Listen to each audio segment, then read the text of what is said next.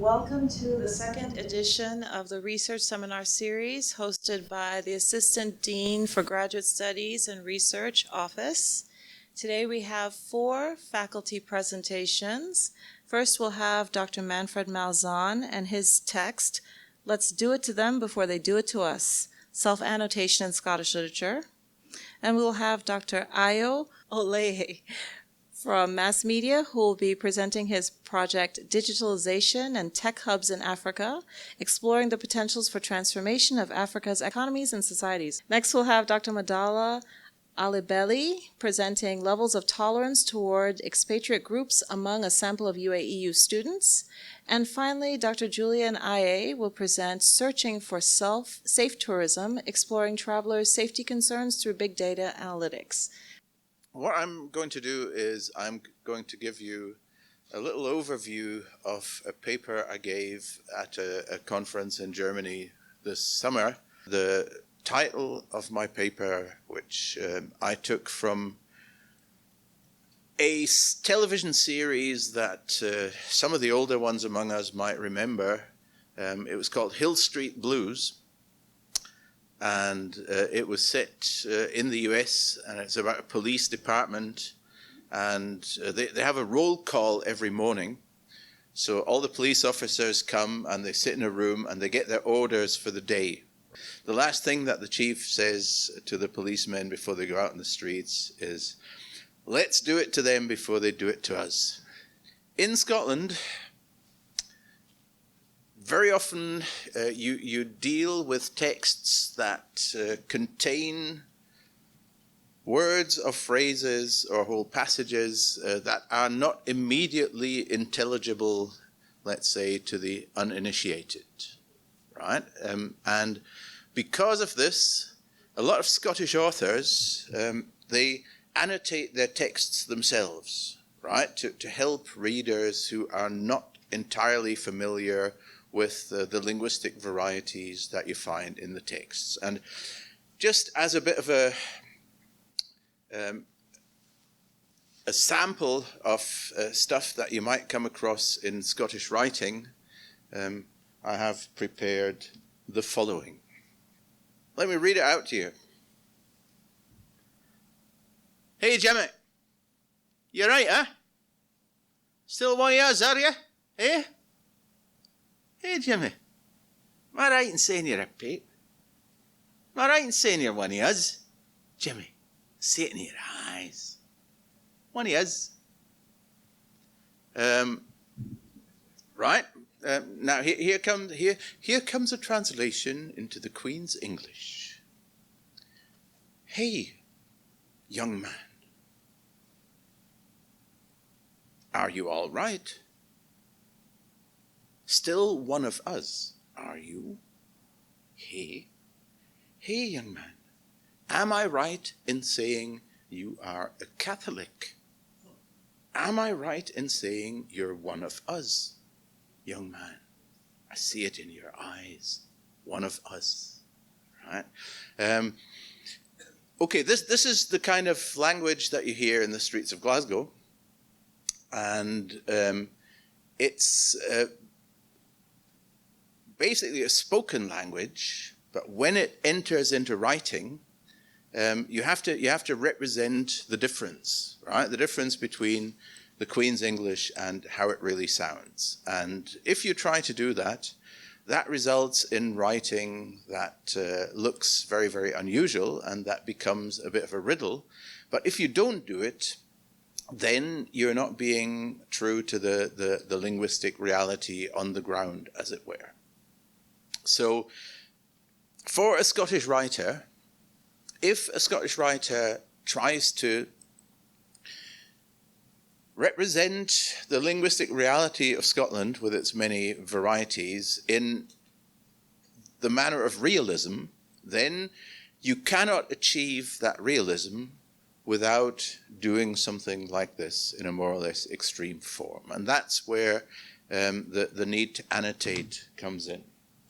Now, when it appears in fiction, especially in dialogue and realistic fiction, then it necessitates certain techniques, and here is the issue as stated by a scholar of Scottish literature: realistic fiction with dialogue is bound to throw up occasional words which present some readers with some difficulties, right, as you saw a second ago.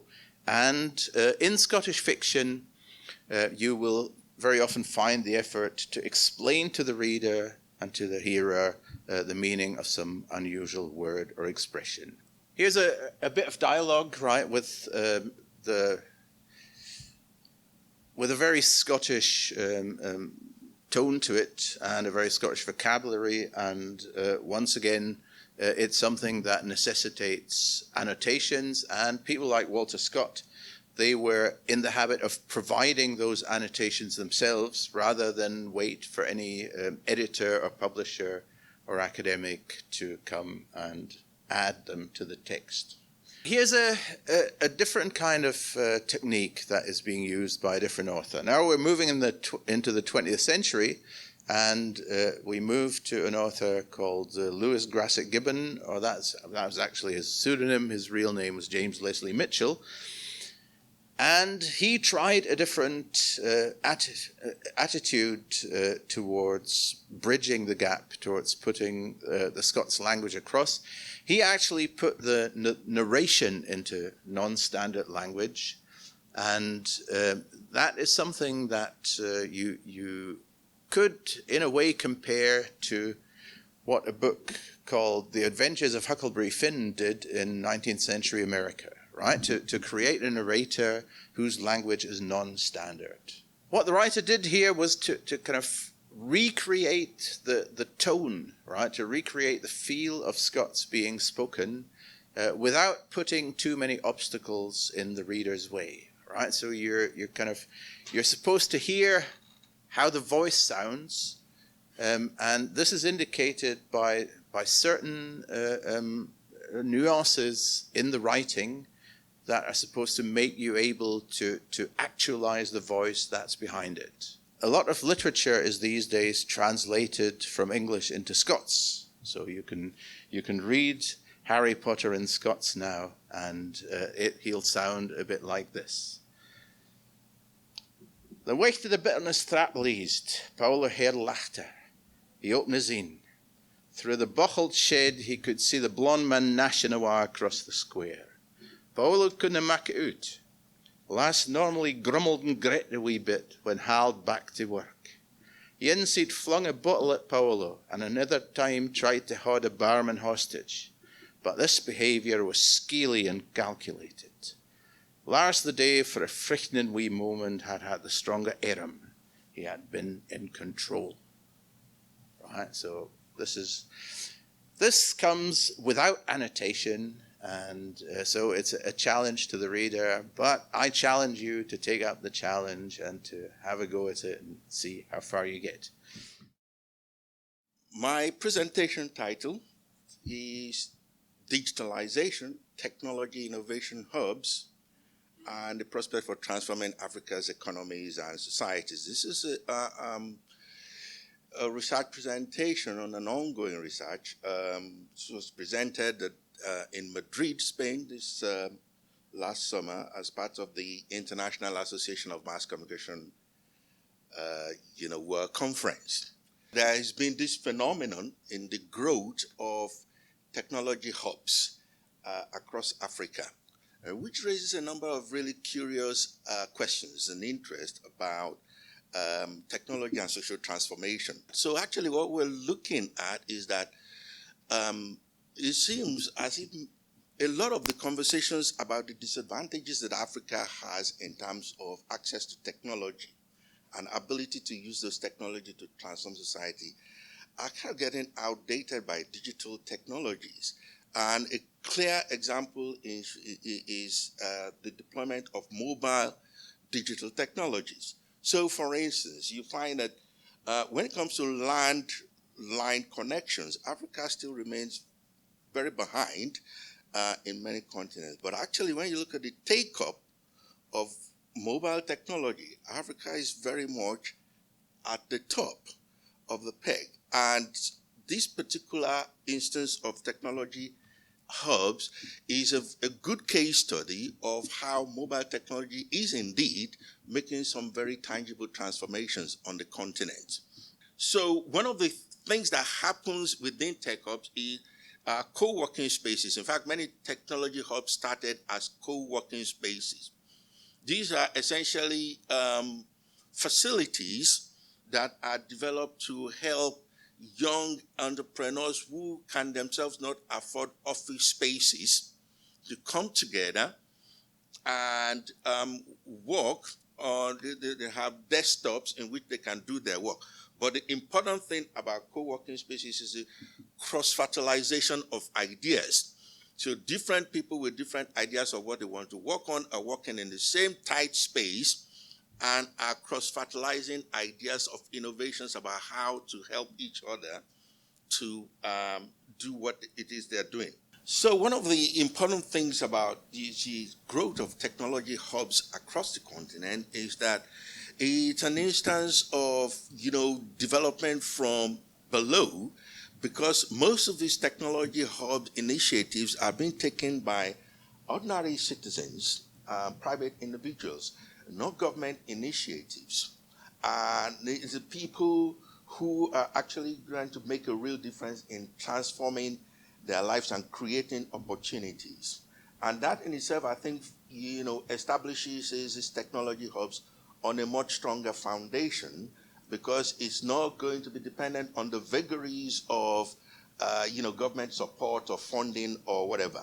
I think that we're on to something really positive here for a change, because often the discourses about, Africa's development has always been how it is hampered by lack of access to technology, lack of access to fund and all of that. But there's something really significant in the way that mobile digital technologies are providing those access, and young people across the continent are taking the initiative and setting up many of these technology hubs. There's still a lot of hurdles to cross. But the results that we're getting so far are really quite promising. Not least that it creates a space for young people to feel that there's hope for them to be able to actually do something to transform their own lives and to transform the economy of Ghana. This paper, this research was presented last summer at the Global Study Association in Chicago.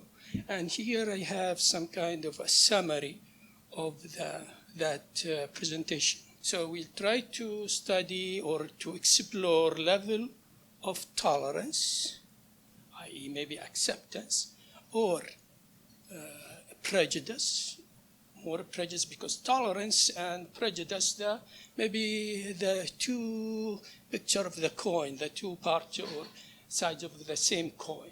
More tolerance, less prejudice. More prejudice, less tolerance. So when we talk about tolerance, there are levels of tolerance. When we talk about acceptance, we are talking about level of acceptance. And in sociology, in social science, in science in general, we are not talking about either or. Either you are tolerant or intolerant. There are levels. So most of the people will fall between this and that. And this is number one, fully tolerant. When I accept, somebody said, I accept to intermarry or marry from that group. So this represents relatively no prejudice, full tolerance. And here those categories are mutually exclusive. So if you said yes, you can say one, you can say and two. Either one or two, so, or three or four. So if you say, I said, how willing are you to accept or American? If you said yes, then you have no, for example, no prejudice toward American, or you are fully tolerant toward American. If you, for example, say four, you like to accept them to keep a formal distance, big distance, formal relationship, that I like just to keep them as the best relationship I can make or have or establish is co-worker, and as such. And the shorter or the smaller the number, the more tolerant. The bigger the number, or the larger the number is less tolerant, more prejudice. As you can see here, as you can see there, let me go back. If we go to United Arab Emirates, yes, so they are in the one, so that's factual. They are Emirati, they are accept to intermarry with Emiratis. There's no problem with that. Okay, then we go to Gulf state. You see them is about in the two area, 1.8. Here we have male and female. There's a slight difference, is not non-significant difference, but there is a slight difference here, descriptively speaking. So we see like Gulf areas or Gulf countries, United Arab Emirates students said, no, I like to keep them my friend. Maybe if I have to, the best relationship I like to maintain, to keep, is to have them my best friend. No more. I'm not willing to intermarry with them. Some do, but that is the average. The average. When you go to Jordan, Palestine, for example, is 3.4, meaning that the best or the best relationship they like or distance they like to maintain is formal. Like I like them, the best thing I like to keep or to maintain with them, like having them as co-worker. And you can go over like this. You can go over like this with a few exceptions. I'll show it to you here. So you can see with one exception with the Gulf areas or Gulf state, which United Arab Emirates students, they are willing to make them or to have them as best friend. So we still here, for example, we still have a lot of issues relating to having or accepting or tolerating other in society. As respondent reveal a desire to maintain a formal distance from expatriate, respondent indicated that the closest circle they are willing to share with expatriate group is workplace. Generally speaking, respondent didn't differentiate between a group based on ethnic, racial, geographical territory. That is all I have at this time. Thank you very much for listening. Thank you. Thank you. Okay, so my presentation is on what we call big data analytics. And basically, the study looked at an issue that is very important to tourists. When we want to travel, we all care about going to safe places. We care about having a safe tourism experience. How is this reflected when we are searching for information online? And that's what the study tries to look at. Okay, I'll run through quickly for the sake of time. We live in a world where safety has become of great concern. Everybody cares about safety. The very nature of the tourism product itself also causes people to be concerned about safety. Tourism involves you moving geographically from your usual environment to a new environment. This new environment could be something you are not familiar with, mostly unfamiliar and distant places. So this naturally causes you to be anxious, and there's a lot of uncertainties involved. As a result, travelers try to search for information to try to reduce their uncertainties and to try to minimize the fear that they have. Given the concerns about travel safety, it is important for us to try to understand how these concerns are also reflected in the way people search for information in search engines. So this study made use of data that was collected from Google's search engine. It basically includes search queries that people made related to travel products from 2004 to 2016. So first, I tried to look for the word safe. When you look at all the user queries that were searched related to travel products, when was this word safe used? And try to see how it's been used over time. If you look at this, you realize that from 2004, there has been some up and downs. That means that there are times when the search for safe goes up and then times when it comes down.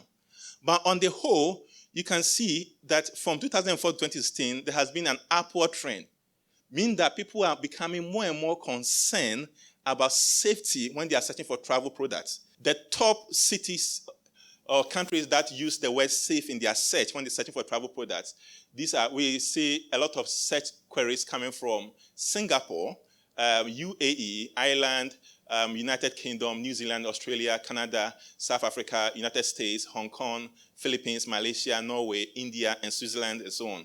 And when you look at the context in which they use the word safe, you see some interesting things here. First, most people use the search engine as if it's a person.